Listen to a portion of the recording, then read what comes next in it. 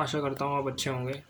आज का हमारा विषय है धर्म क्या है और धर्म क्या है, और एक और विषय पे चर्चा करेंगे, अध्यात्म क्या है। क्या धर्म हिंदू होना, मुसलमान होना, सिख होना, ईसाई होना, क्या ये धर्म है या धर्म कुछ और है?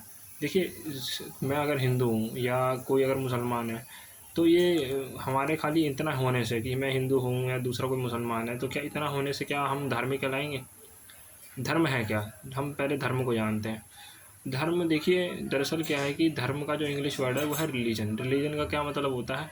कानून, बुनियाद, नींव। तो हमारी नींव है, जैसे कि हिंदू होना, मुस्लिम होना या सिख होना, ये हमारी नींव होती है, इसे हम धर्म कहते हैं।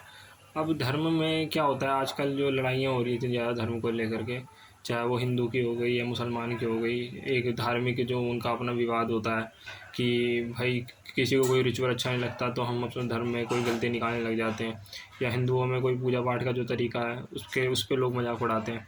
तो देखिए, जो धर्म होता है ना, सबका अपना एक सिस्टम है धर्म को मानने का। चाहे वो हिंदू हो गया, मुसलमान हो ना, मुसलमान में अपना सिस्टम है मानने का कि भाई वो नमाज़ें पढ़ते हैं, और हिंदू में क्या है कि अपना सिस्टम है पूजा पाठ करने का। तो वो जो चीज़ें हैं वो, सबसे पहली बात तो ये है कि हम अपने अपने धर्मों को मानते हैं, और धर्म को मानने से होता ये है कि हमारा व्यक्तित्व निखरता है। ठीक है, व्यक्तित्व कैसे निखरेगा?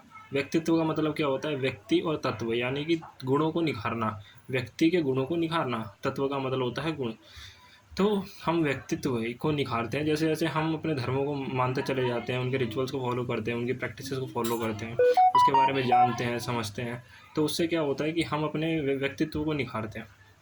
व्यक्तित्व को निखारने से हमारी पर्सनैलिटी डेवलप होती है, हम और बेहतर इंसान बन पाते हैं, हमारे अंदर सोचने समझने की क्षमता जागती है, और हम और बेहतर इंसान बन पाते हैं, हम दूसरों की मदद कर पाते हैं, हमारे यहाँ दया और करुणा का भाव आता है।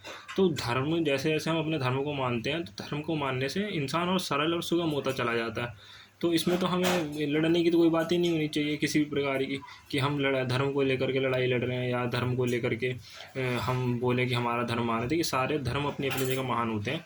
धर्म का केवल एक उद्देश्य होता है कि धर्म कभी भी लड़ना नहीं सिखाता।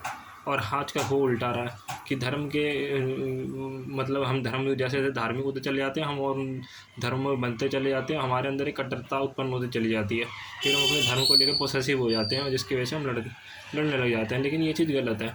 हमें ये चीज़ देखनी चाहिए कि धर्म जो है लड़ने के लिए नहीं है, ये आपस में मेल जोल बढ़ाने के लिए, ये करुणा और दया का भाव उत्पन्न करने के लिए है। तो धर्म जो होता है, तो ये इसलिए मैं आपसे आग्रह करना चाहूँ, धर्म के लेकर कभी कोई लड़ाई मत लड़ो कि भाई कि मेरा धर्म महान, उसका धर्म छोटा, उसके धर्म में ये होता है, हमारा धर्म अच्छा है। तो ये सब चीज़ें नहीं होनी चाहिए। तो धर्म जो होता है वो क्या होता है, मैंने जैसे कि बताया, कानून होता है। जिस तरह का कानून है वैसे ही धर्म है हमारा। हमें अपने धर्मों को पूरे विश्वास से और श्रद्धा से मानना चाहिए, लेकिन इसके प्रति हमें लड़ाई नहीं लड़नी कि हाँ भाई किसी को आप अपने धर्म का प्रचार करो, आपको पूरा अधिकार है कि आप अपने धर्मों का प्रचार करो, उसको अपने धर्म के बारे में बताओ। लेकिन इसका मतलब ये नहीं कि आप जो है एक उसे परोस रहे हो उस धर्म को। जैसे कई जो धार्मिक संगठन ऐसा करते हैं कि कोई जादू चमत्कार दिखा करके और अपने धर्म को परोसते हैं, तो ये काम हमें नहीं करना चाहिए किसी भी तरीके। कोई जादू दिखा दिया या उसका ब्रेन वॉश करके उसको अपने धर्म में लिया है। अरे, हमें ये करना चाहिए कि उस धर्म को अपना करके क्या वो इंसान बेहतर इंसान बन पा रहा है क्या? अगर वो बेहतर इंसान बन पा रहा है तो वो धर्म सही है उसके लिए। अगर वो बेहतर इंसान ही नहीं बन पाया तो फिर क्या फ़ायदा है ऐसे धर्म का? तो धर्म का मतलब ये होता है। तो आशा करता हूँ आपको मेरी बात पसंद आई होगी, हाँ, अच्छी लगी होगी, और आपने धर्म को समझ पाए होंगे। तो शुक्रिया, और मिलते हैं अगली वीडियो में। जब तक के लिए आप बने रहिए।